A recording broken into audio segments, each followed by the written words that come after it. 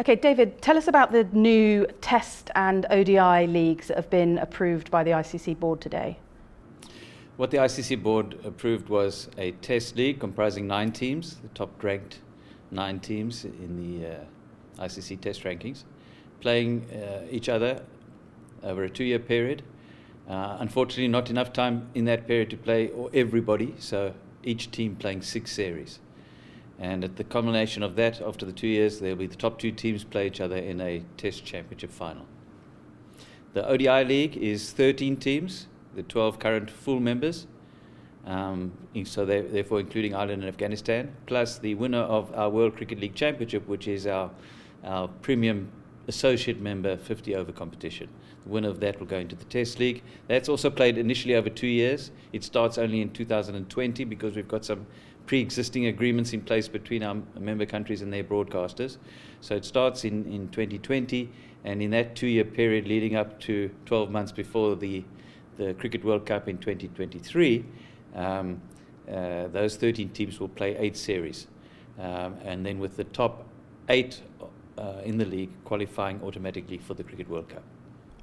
How important a day is this in the history of cricket? It's been long talked about, adding context, adding meaning to international bilateral cricket. How important is it that this has been approved today?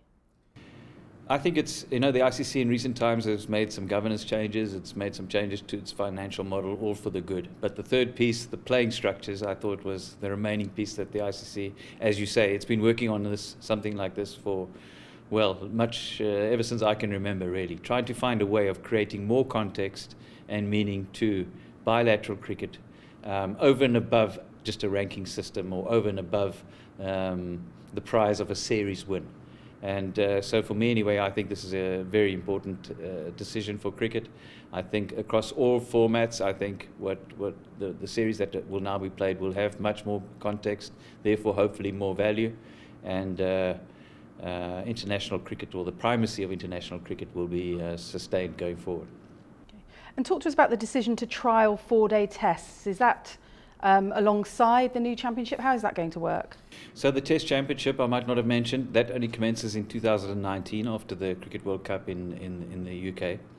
And that will go for 2 years, and those will be 5-day test matches.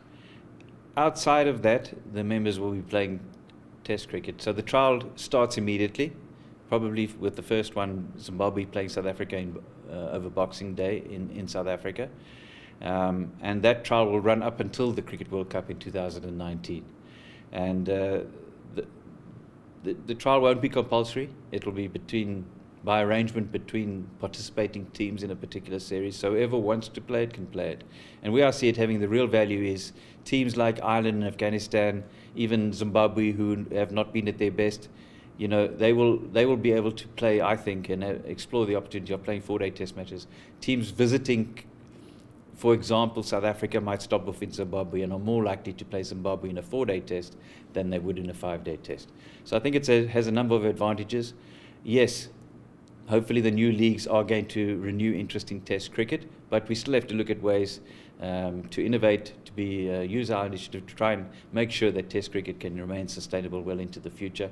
We've tried day-night Test cricket successfully. We've tried using technology, and this is just another initiative along those lines.